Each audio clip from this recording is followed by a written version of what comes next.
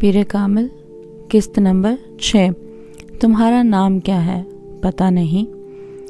ماں باپ نے کیا رکھا تھا؟ یہ ماں باپ سے پوچھیں۔ خاموشی۔ لوگ کس نام سے پکارتے ہیں تمہیں؟ لڑکے یا لڑکیاں؟ لڑکے۔ بہت سارے نام لیتے ہیں، زیادہ تر کون سا نام پکارتے ہیں؟ Dear, devil. اور لڑکیاں؟ وہ بھی بہت سے نام لیتی ہیں، زیادہ تر کس نام سے پکارتی ہیں؟ یہ میں نہیں بتا سکتا، یہ بالکل ذاتی ہے۔ گہری خاموشی، طویل سانس۔ پھر خاموشی۔ میں آپ کو ایک مشورہ دوں؟ کیا؟ آپ میرے بارے میں وہ جاننے کی کوشش کیوں نہیں کرتے جو نہ آپ پہلے جانتے ہیں نہ میں؟ آپ کے دائیں طرف ٹیبل پر جو سفید فائل پڑی ہے اس میں میرے بارے میں ساری تفصیل موجود ہے۔ پھر آپ وقت ضائع کیوں کر رہے ہیں؟ سائیکو اینالسٹ نے اپنے پاس موجود ٹیبل لیمپ کی روشنی میں سامنے کاؤچ پر دراز اس نوجوان کو دیکھا جو اپنے پیر مسلسل ہلا رہا تھا۔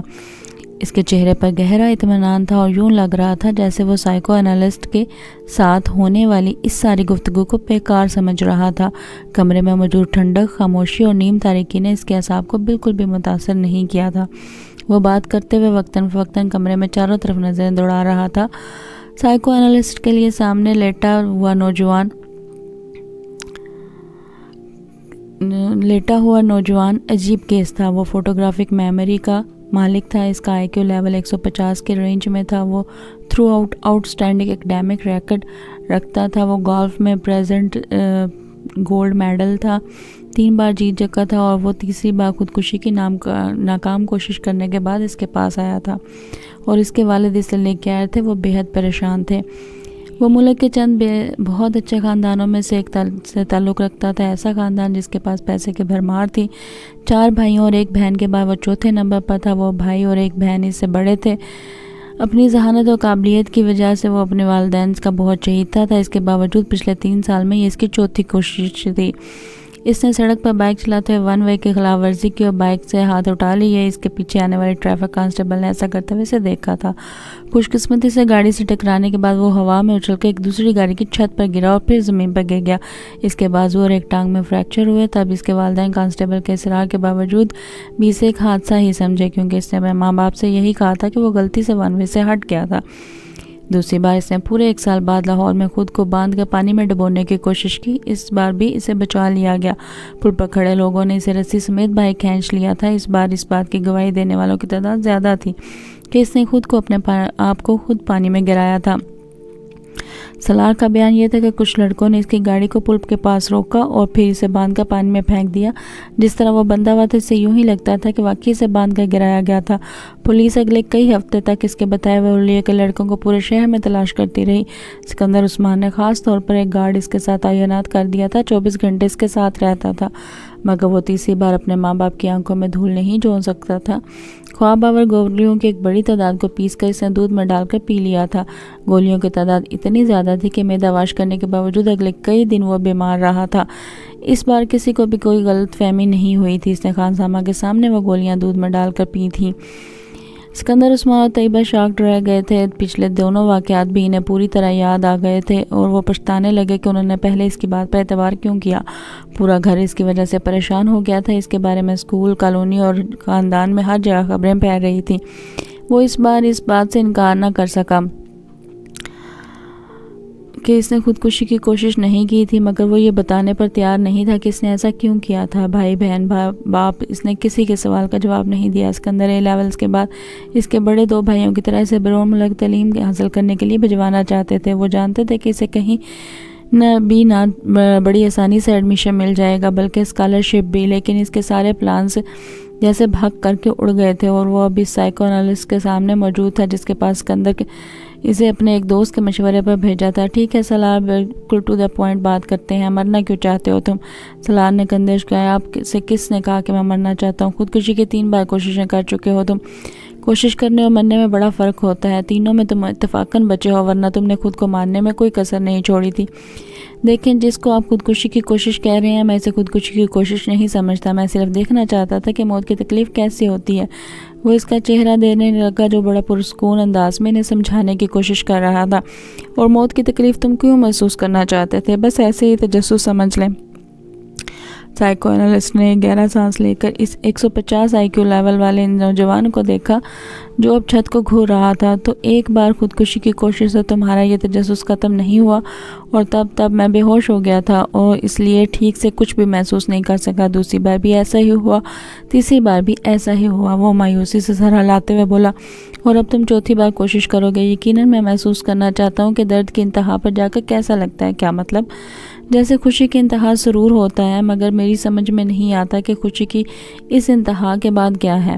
اس طرح درد کی بھی تو کوئی انتہا ہوتی ہوگی جس کے بعد آپ کچھ بھی سمجھ نہیں سکتے، جیسے سرور میں آپ کچھ بھی نہیں سمجھ سکتے۔ میں نہیں سمجھ سکا۔ فرض کریں آپ ایک بار میں ہیں، بہت تیز میوزک بج رہا ہے، آپ ڈرنک کر رہے ہیں، آپ نے کچھ ڈرگز بھی لی ہوئی ہیں، آپ ناچ رہے ہیں، پھر آہستہ آہستہ آپ اپنے ہوش و حواس کھو دیتے ہیں۔ آپ سرور میں ہیں، کہاں ہیں، کیوں ہیں، کیا کر رہے ہیں، آپ کو کچھ بھی پتہ نہیں، لیکن آپ کو یہ ضرور پتہ ہوتا ہے کہ آپ جو کچھ بھی کر رہے ہیں وہ آپ کو اچھا لگ رہا ہے۔ میں جب باہر چھٹیاں گزارنے جاتا ہوں تو اپنے کزنز کے ساتھ ایسے بارز میں جاتا ہوں۔ میرا پرابلم یہ ہے کہ اس طرح میں مدہوش نہیں ہوتا۔ میں نے کبھی خوشی محسوس نہیں کی۔ مجھے ان چیزوں سے اتنی خوشی نہیں مل پاتی جتنی باقی لوگوں کو ملتی ہے، اور یہی چیز مجھے مایوس کرتی ہے۔ میں نے سوچا اگر سرور کی انتہا پر میں نہیں پہنچ سکتا تو شاید میں درد کی انتہا پر پہنچ سکوں، لیکن وہ بھی نہیں ہو سکا۔ وہ خاصا مایوس نظر آ رہا۔ تم اس طرح کی چیزوں میں وقت ضائع کیوں کرتے ہو؟ اتنا شاندار ایکڈیمک ریکارڈ ہے تمہارا۔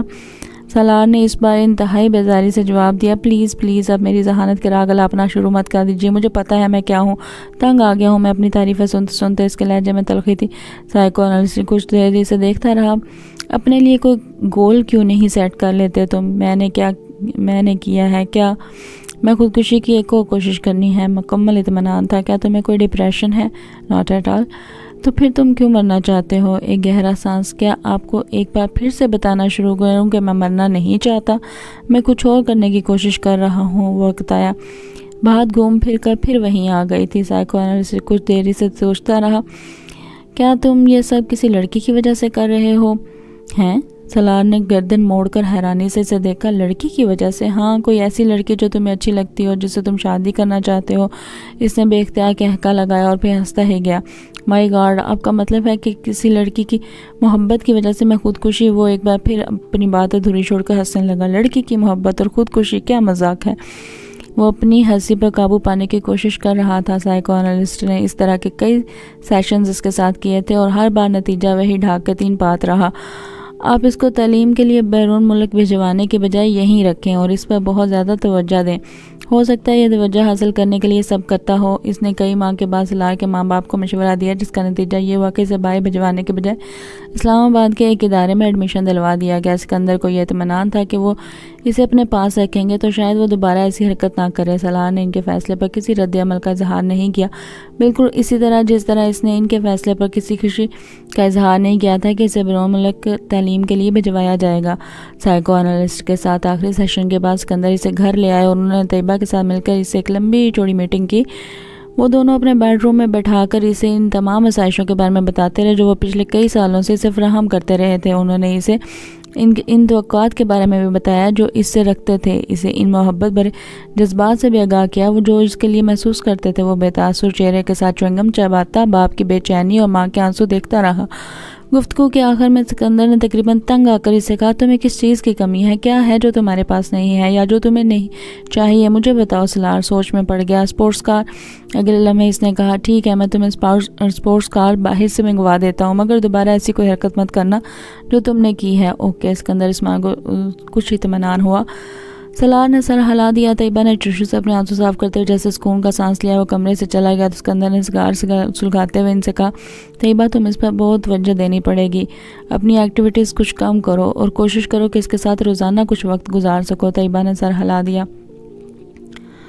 وسیم نے ماما کو دور سے ہی لان میں بیٹھے دیکھ لیا۔ وہ کانوں پر ہیڈ فون لگائے واک مین پر کچھ سن رہی تھی۔ وسیم دبے قدموں اس کی پشت کی جانب سے اس کے عقب میں آ گیا اور اس کے پاس جا کر اس نے یکدم ماما کے کانوں سے ہیڈ فون کے تار کھینچ لیے۔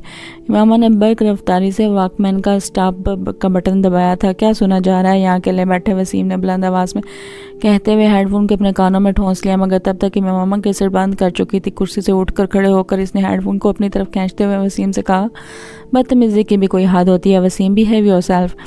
اس کا چہرہ غصے سے سرخ ہو رہا تھا۔ وسیم نے ہیڈ فون کے سروں کو نہیں چھوڑا۔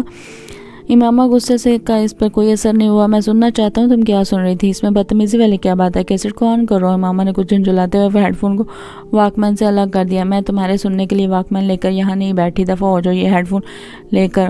وہ ایک بار پھر اپنی کرسی پر بیٹھ گئی. اس کے نے واک مین کو بڑی مضبوطی کے ساتھ اپنے ہاتھ میں جکڑا ہوا تھا. وسیم کو لگا جیسے کچھ گھبرائی ہوئی ہے, مگر وہ گھبرائے گی کیوں, وسیم نے سوچا, اور اس خیال کو ذہن سے جھٹکتے ہوئے سامنے والے کرسی پر جا کر بیٹھ گیا. ہیڈ فون کو اس نے میز پر رکھ دیا. یہ لو اپنا غصہ ختم کرو, واپس کر رہا ہوں میں, اور تم سنو جو بھی سن رہی ہو. اس نے بڑے صلح جویانہ انداز میں ہاتھ اٹھاتے ہوئے کہا, نہیں اب مجھے نہیں سننا کچھ, تم ہیڈ فون رکھو اپنے پاس. امامہ نے ہیڈ فون کی طرف ہاتھ نہیں بڑھایا. ویسے تم سن کیا رہی تھی, کیا سنا جا سکتا ہے, امامہ نے اسی کے انداز میں کہا. غزلیں سن رہی ہوگی, وسیم نے خیال ظاہر کیا. تمہیں پتہ ہے وسیم, تم میں بہت ساری عادتیں بوڑھی عورتوں والی ہیں, مثلاً بال کی کھال اتارنا اور دوسروں کی جاسوسی کرتے پھرنا اور شرمندہ بھی نہ ہونا. اور تمہیں پتہ ہے کہ تم آہستہ آہستہ کتنی خود غرض ہوتی جا رہی ہو, وسیم نے ترکی بترکی جواب دیتے ہوئے کہا.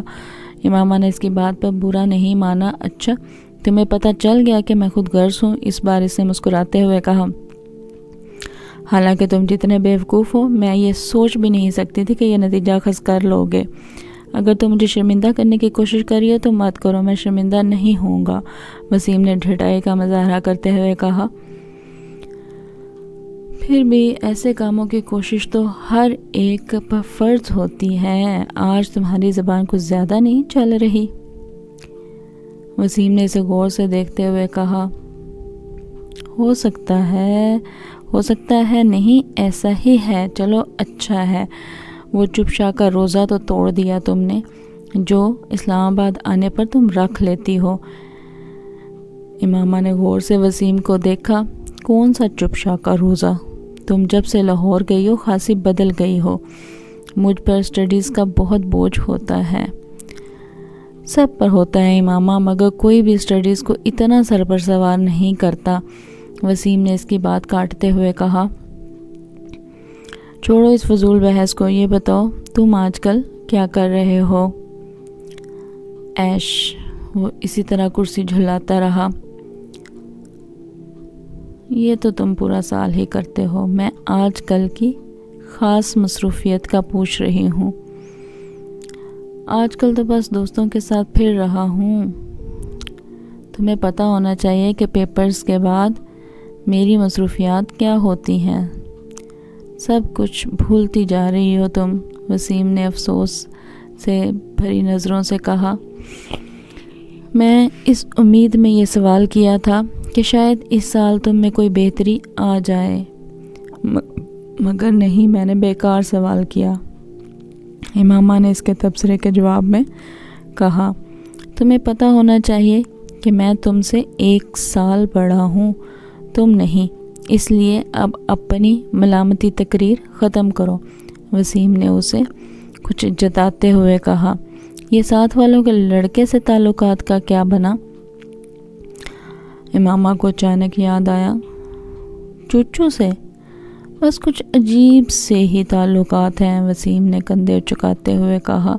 بڑا عجیب سا بندہ ہے, موڈ اچھا ہے تو دوسرے کو 7ویں آسمان پر بٹھا دے گا, موڈ خراب ہے تو سیدھا گٹر میں پہنچا دے گا. تمہارے زیادہ تر دوست اسی طرح کے ہیں, امامہ نے مسکراتے ہوئے کہا. کنت ہم جنس باہم جنس پرواز نہیں, ایسی بھی کوئی بات نہیں ہے. کم از کم میری عادتیں اور حرکتیں چچی جیسے تو نہیں ہیں. وہ تو باہر جانا والا تھا نا, امامہ کو اچانک یاد آیا. ہاں جانا تو تھا, مگر پتہ نہیں, میرا خیال ہے اس کے پیرنٹس نہیں بھجوا رہے. حلیہ بڑا عجیب سا ہوتا ہے اس کا. مجھے بعض دفعہ لگتا ہے پیسوں کے کسی قبیلے سے, ہپیوں کے کسی قبیلے سے کسی نہ کسی طرح اس کا تعلق ہوگا یا آندہ ہو جائے گا. تم نے دیکھا ہے اسے؟ کل میں باہر سے آ رہی تھی تو دیکھا تھا, وہ بھی اسی وقت باہر نکل رہا تھا. کوئی لڑکی بھی تھی ساتھ. لڑکی؟ جینز وغیرہ پہنی ہوئی تھی اس نے, وسیم نے اچانک دلچسپی لیتے ہوئے کہا. ہاں, مشروم کٹ بالوں والی, فیئر سی, ارسا، وسیم چٹکی بجاتے ہوئے مسکرایا۔ اس کی گرل فرینڈ ہے، پچھلی دفعہ تو تم کسی اور کا نام لے رہے تھے۔ امامہ نے اسے گھورا۔ پچھلی دفعہ کب؟ وسیم سوچ میں پڑ گیا۔ 7-8 ماہ پہلے شاید تم سے اس کی گرل فرینڈ کی بات ہوئی تھی۔ ہاں، تب شیبہ تھی، اب پتہ نہیں وہ کہاں ہے۔ اس بار تو گاڑی کے پچھلے شیشے پر اس نے اپنا موبائل کا نمبر بھی پینٹ کروایا ہوا تھا۔ امامہ ایک موبائل نمبر دہراتے ہوئے ہنسی۔ تمہیں یاد ہے؟ وسیم بھی ہنسا۔ میں نے زندگی میں پہلی بار اتنا بڑا موبائل نمبر کہیں لکھا دیکھا تھا، اور وہ بھی گاڑی کے شیشے پر، اس کے نام کے ساتھ۔ یاد تو ہونا ہی تھا۔ امامہ پھر ہنسی۔ میں تو خود سوچ رہا ہوں اپنی گاڑی کے شیشے پر موبائل نمبر لکھوانے کا۔ وسیم نے بالوں میں ہاتھ پھیرتے ہوئے کہا۔ کون سے موبائل کا؟ وہ جو تم نے ابھی خریدا بھی نہیں۔ امامہ نے وسیم کا مذاق اڑایا۔ میں خرید رہا ہوں اسما، بابا سے جوتے کھانے کے لیے تیار رہنا۔ اگر تم نے موبائل کے نمبر کو گاڑی کے شیشے پر لکھوایا، سب سے پہلا فون ان کا ہی آئے گا۔ بس اس لیے ہی ہر بار میں رک جاتا ہوں۔ وسیم نے ایک ٹھنڈی سانس بھرتے ہوئے کہا۔ یہ تمہارے لیے اچھا ہی ہے۔ بابا سے ہڈیاں توڑوانے سے بہتر ہے کہ بندہ اپنے جذبات پر کچھ قابو رکھے، اور تمہارے لیے تو خطرات ویسے بھی زیادہ ہیں۔ سمیہ کو پتہ چلا نا اگر اس قسم کے کسی موبائل فون کا تو… وسیم نے اس کی بات کاٹ دی۔ تو کیا کرے گی وہ؟ میں اس سے ڈرتا نہیں ہوں۔ میں جانتی ہوں تم اس سے ڈرتے نہیں ہو، مگر 6 بھائیوں کی اکلوتی بہن سے منگنی کرنے سے پہلے تمہیں تمام نفع نقصان پر غور کر لینا چاہیے تھا، جن کا سامنا تمہیں کسی ایسی ویسی حرکت کے بعد ہو سکتا ہے۔ امامہ نے ایک بار پھر اس کے منگیتر کا حوالہ دیتے ہوئے اس کا مذاق اڑایا۔ اب کیا کیا جا سکتا ہے، بس میرے مقدر میں تھا یہ سب کچھ۔ وسیم نے ایک مصنوعی آہ بھرتے ہوئے کہا۔ مجھے کبھی بھی موبائل فون نہیں خریدنا چاہیے، کیونکہ یہ میرے کسی کام نہیں آ سکے گا، کم از کم جہاں تک گرل فرینڈ کی تلاش کا سوال ہے۔ وہ ایک بار پھر کرسی جھلانے لگا۔ دیر سے ہی صحیح، مگر بات تمہاری سمجھ میں آ ہی گئی۔ امامہ نے ہاتھ بڑھا کر میرے سے ہیڈ فون اٹھاتے ہوئے کہا۔ ویسے تم سن کیا رہی تھی؟ وسیم کو اسے ہیڈ فون اٹھاتے دیکھ کر پھر یاد آ گیا۔ ویسے ہی کچھ خاص نہیں تھا۔ امامہ نے اٹھتے ہوئے اسے جیسے ٹالا۔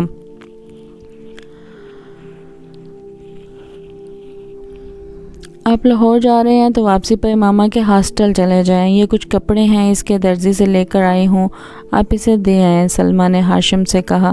بھائی میں بڑا مصروف رہوں گا لاہور میں، کہاں آتا جاتا پھروں گا اس کے ہاسٹل۔ ہاشم کو قدر تامل ہوا۔ آپ ڈرائیور کو ساتھ لے کر جا رہے ہیں، خود نہیں جا سکتے تو اسے بھیج دیجیے گا، وہ دے آئے گا۔ یہ پیکٹ سیزن ختم ہو رہا ہے، پھر یہ کپڑے اسی طرح پڑے رہیں گے، اس کا تو پتہ نہیں کب آئے۔ سلمیٰ نے لمبی چوڑی وضاحت کی۔ اچھا ٹھیک ہے، میں لے جاتا ہوں، فرصت ملی تو خود دے آؤں گا، ورنہ ڈرائیور کے ہاتھ بھجوا دوں گا۔ ہاشم رضامند ہو گئے۔ لاہور میں انہوں نے خاصا مصروف دن گزارا۔ شام 5 بجے کے قریب انہیں کچھ فرصت ملی اور تب انہیں اس پیکٹ کا بھی خیال آیا۔ ڈرائیور کو پیکٹ لے جانے کا کہنے کے بجائے وہ خود امامہ کے ہاسٹل چلے آئے۔ اس کے ایڈمیشن کے بعد آج پہلی بار وہ وہاں آئے تھے۔ گیٹ کیپر کے ہاتھ انہوں نے امامہ کے لیے پیغام بھجوایا اور خود انتظار کرنے لگے۔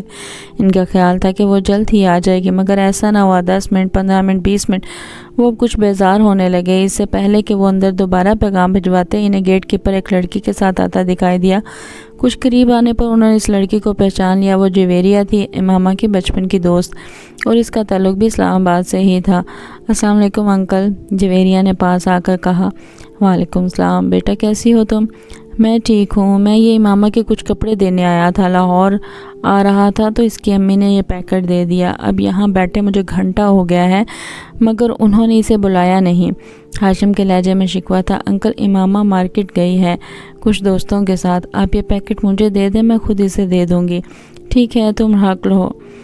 ہاشم نے وہ پیکٹ جویریہ کی طرف بڑھا دیا۔ رسمی لیگ کے بعد وہ واپس مڑ گئے۔ جویریہ بھی پیکٹ پکڑ کر ہاسٹل کی طرف چلی گئی، مگر اب اس کے چہرے پر موجود مسکراہٹ غائب ہو چکی تھی۔ کوئی بھی اس وقت اس کے چہرے پر پریشانی کو واضح طور پر بھانپ سکتا تھا۔ ہاسٹل کے اندر آتے ہی وارڈن سے اس کا سامنا ہو گیا، جو سامنے ہی کھڑی تھی۔ جویریہ کے چہرے پر ایک بار پھر مسکراہٹ آ گئی۔ بات ہوئی تمہاری اس کے والد سے؟ وارڈن نے اسے دیکھتے ہی اس کی طرف بڑھتے ہوئے کہا۔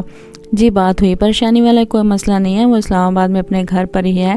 اس کے والد یہ پیکٹ لے کر آئے تھے، میرے گھر والوں نے میرے کچھ کپڑے بھجوائے ہیں۔ انکل لاہور آ رہے تو امامہ نے کہا کہ وہ لے جائیں۔ انکل نے غلطی سے یہاں آ کر میرا نام لینے کے بجائے امامہ کا لے دیا۔ جویریہ نے ایک ہی سانس میں کئی جھوٹ روانی سے بولے۔ وارڈن نے سکون کا سانس لیا، خدا کا شکر ہے، ورنہ میں تو پریشان ہی ہو گئی تھی کہ مجھے تو وہ ویکینڈ پر گھر جانے کا کہہ کر گئی ہے تو پھر وہ کہاں ہے؟ وارڈن نے موڑتے ہوئے کہا۔ جویریہ پیکٹ پکڑے اپنے کمرے کی طرف چلی آئی۔ رابعہ اسے دیکھتے ہی تیر کی طرح اس کی طرف آئی۔ کیا ہوا؟ اسلام آباد میں ہی ہے نا وہ؟ نہیں، جویریہ نے مایوسی سے سر ہلایا۔ مائی گاڈ! رابعہ نے بے یقینی سے اپنے دونوں ہاتھ کراس کر کے سینے پر رکھے۔ تو پھر کہاں گئی ہے وہ؟ مجھے کیا پتا، مجھ سے تو اس نے یہی کہا تھا کہ گھر جا رہی ہے، مگر وہ گھر نہیں گئی۔ آخر گئی کہاں؟